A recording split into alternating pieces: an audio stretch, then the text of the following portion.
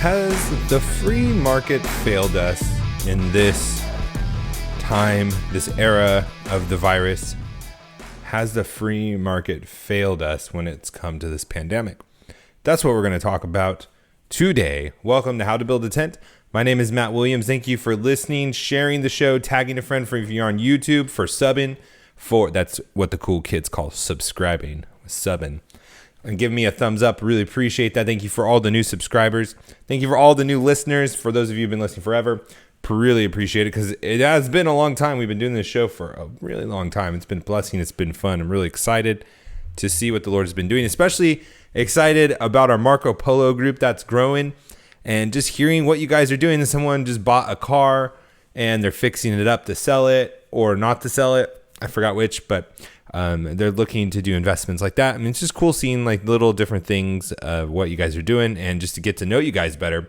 I don't always get the time to comment on it, but I do see you guys commenting back and forth and helping each other out, and that's really great. We're part of the Fight Laugh Feast Network. Over to flfnetwork.com. Put in HTBT in the memo field. You'll get that sweet mug. You'll get tons of other great benefits. And most of all, you will be helping us as we proclaim the Lordship of Jesus in every area of life. I thought my camera was about to die on me. That's what that slight pause was for. You can email me, matt@howtobuildatent.com. Find me on all those social media sites, How to Build a Tent. I was watching the MarketWatch, or I was reading through the MarketWatch, I should say. And one of their headlines is "The invisible hand of the free market failed us when it comes to the pandemic preparation."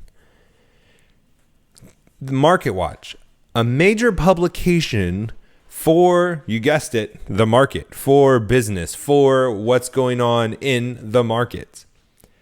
And they are saying that the free market has failed us when it has come to preparing for a pandemic. And in the subtext, with the picture of all the tests that are being run through, they compare it to South Korea. Swift government intervention worked in South Korea to ramp up testing for COVID-19, whereas the market invisible hand failed in the U.S. So here is the contrast: the free market and the government. And the free market failed us. Now, you may see a pure economic argument here. You may see a choice between two economic systems on when we need one or the other, and MarketWatch arguing for the government. But I see just a bunch of big, fat, false idols. A bunch of false idols in government. And you might be saying, Matt, what the heck are you talking about? There's no religion in this at all. There's no idolatry. There's no mention of gods. There's none of that. There's nothing about worship. No. Oh, yes, there is. See, in the subtext of this is MarketWatch's, whoever wrote this piece, their pretext, their presupposition that government can keep you from experiencing these tragedies. Government can save you. And whenever you look to any other entity, whenever you look to any other business, to yourself, any other person, that's idolatry, because only God can save. Only the true God can save.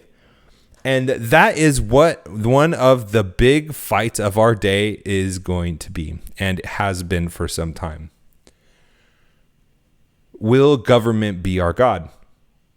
Now, they being the statists, the ones that are totalitarian, the ones that are believers in big government, they love big government. They think big government can save us, even though there's no evidence to prove it whatsoever. I mean, they can't do anything right. It's amazing. Well, no, that's not true. They can do some things right. They can't do anything right when they step out of their lane. War on drugs, fighting this COVID thing. They're just pretty terrible at all of it, to be quite honest.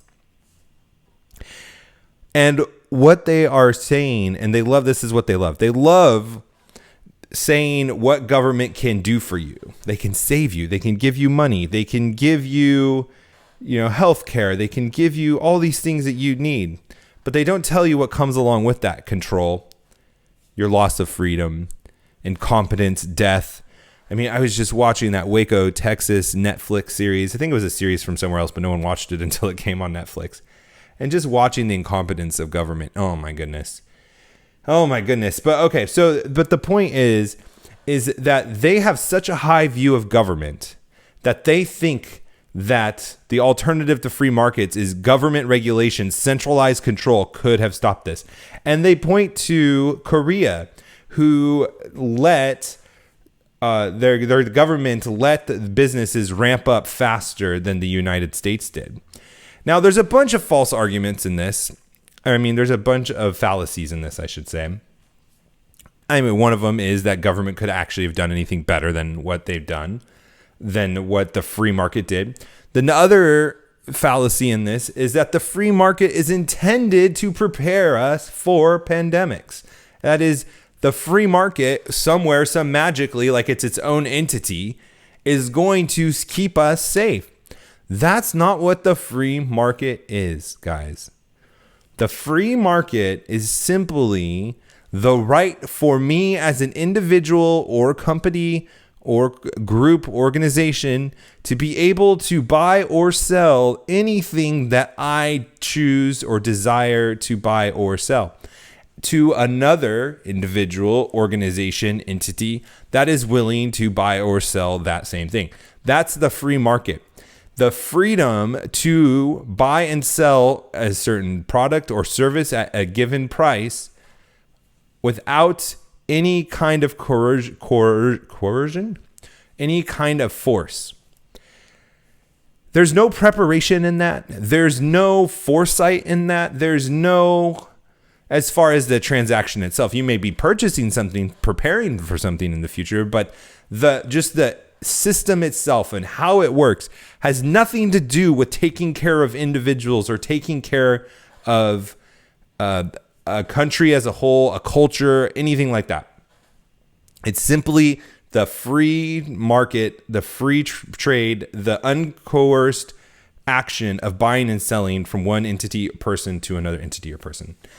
And these people are making that false supposition and false premise because of their view of government, because they see the free market as the antithesis to government, and they see government as this savior, this preparer, even though states like New York didn't buy the ventilators they needed, couldn't guess how many they needed, couldn't estimate how many hospital beds they needed. But besides that, the governments are supposed to do those things in their mind. Governments are supposed to do and prepare and keep us safe from harm and all of these things and make sure we don't starve and all the social justice stuff and all that stuff. That's what the government's supposed to do.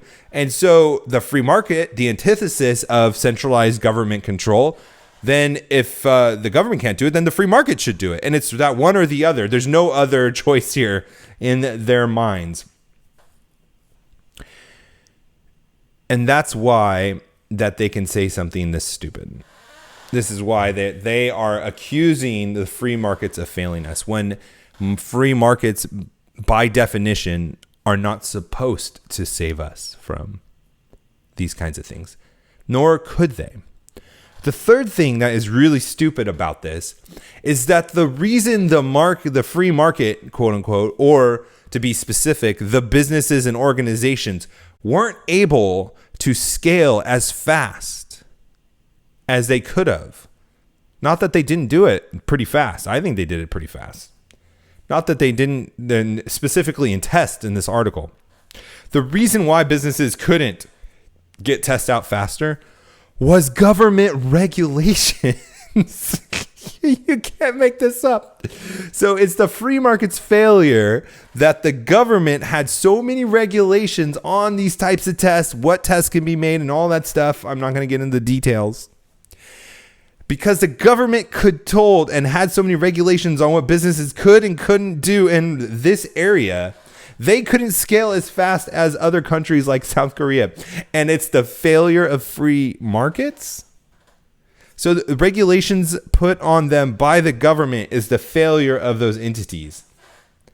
That's like the government blaming, well, how should I say this? It's like the government blaming individuals for their spending problem. It's like blaming Americans for not paying enough in taxes when they're really just spending more money than we could ever take in and we can never ever get from taxes. That's what it's like. So what's going on here? MarketWatch is doing this, not some communist crazy blogger in a basement, not some uninformed, unintelligent, random blog, but MarketWatch, a leading publication in business, economics, in the market. It's in their name, MarketWatch. How can they butcher the free market so much? And why would they ever publish something like this? Because it's just like what Hillary Clinton said. We had that clip before. What's that saying? Never let a crisis go to waste. And the elites in these publications are, and elsewhere, are on an all-out war on freedom. Can't you see it? Do you hear it in the helicopters circling the public sphere on the beaches, telling people to go back? You are not allowed here. You must go back to your house arrest.